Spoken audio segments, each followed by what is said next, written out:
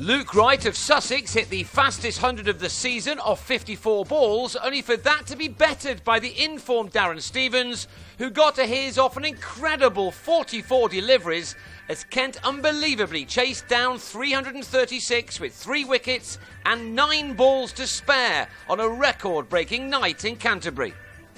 Put in on a belter of a track, Sussex got off to an absolute flyer.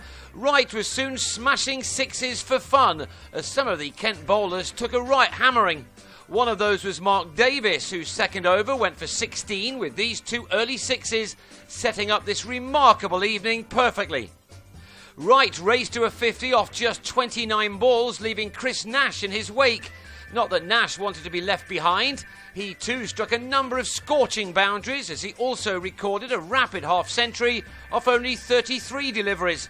By the time he'd done that, the Sharks already had 130 runs on the board after only a dozen overs. A mammoth total was already on the cards, especially as Wright kept on hitting the ball so sweetly. Davis, just back from injury, must have started to wonder what on earth was going on out there.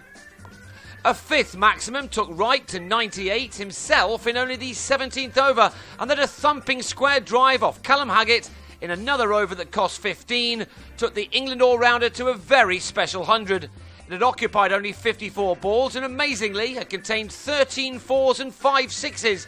That meant that 82 of his 102 runs had come in boundaries alone. No wonder he was smiling. Haggett took a pounding, but he did at least end the mayhem by removing Wright, who, having made an incredible 115 off 61 balls, at last mishit something, edging to Adam Riley. His sensational partnership with Nash had realised an amazing 194 runs in only 18.5 overs, the best opening stand for the county in one-day cricket and their best ever against this opposition. Nash fell 3 overs later for an equally brilliant 83 as he swept his namesake Brendan to Riley. Given the start they'd had, there were chances that Sussex could make around 400, but the rest naturally couldn't keep up the pace.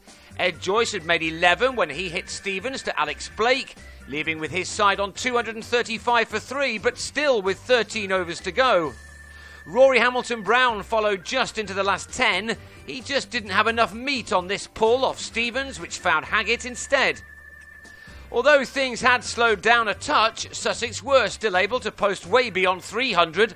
Michael Yardy and Matt Machan put on 58 in 7 overs, before Yardy swung Haggett out to Stevens after making a 33-ball 46.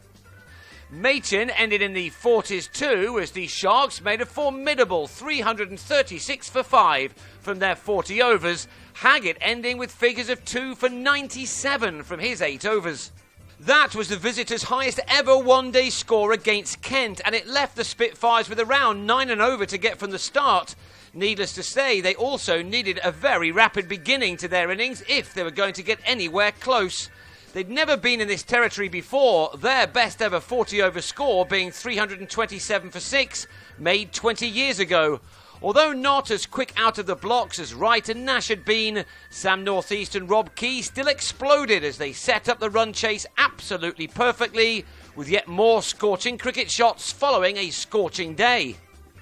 Sixes were needed, of course, and Northeast, who was also to have a memorable night, got the first of them by striking Lewis Hatchett into the distance. These two opened up with a stand of 109 in the first 13 overs. Key the man to go for a 43-ball 52, mistiming a shot off Chris Liddle to give Will Beer a catch coming in from long on.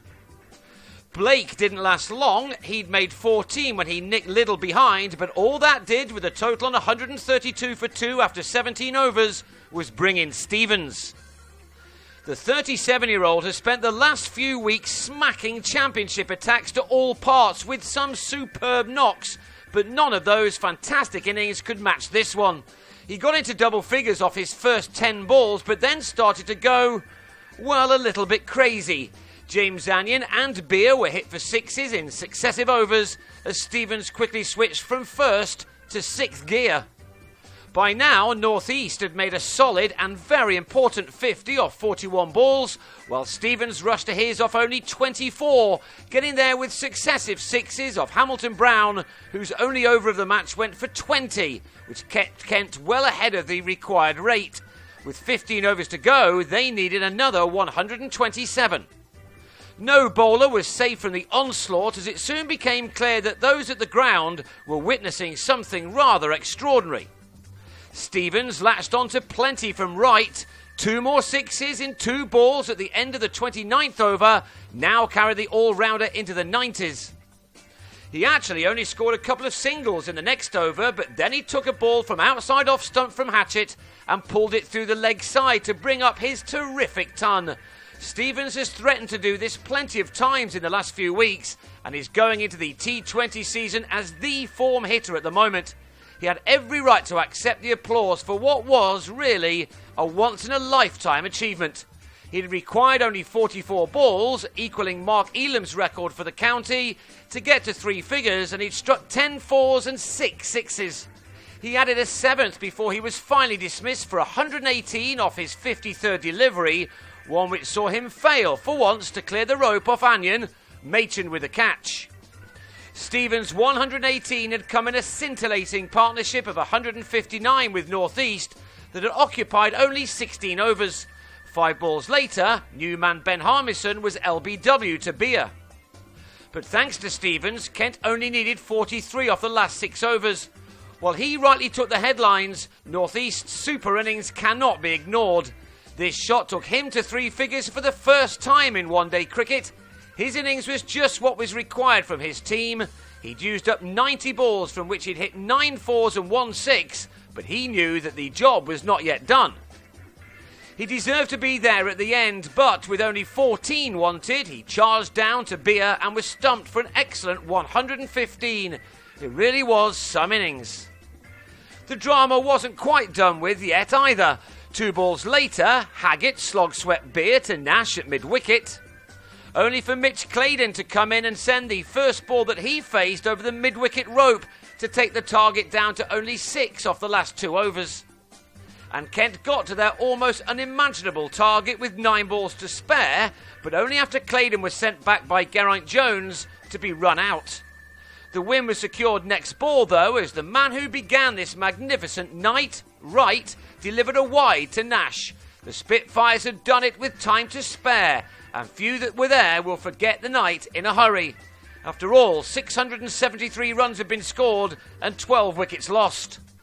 It really was a wonderful advert for the Yorkshire Bank 40, nobody can deny that, and it was also, away from all the record breaking, a very important win for the home side. They now move back into second place in Group A, the one group where the leaders may be difficult to catch, as Nottinghamshire have won all 7 of their matches.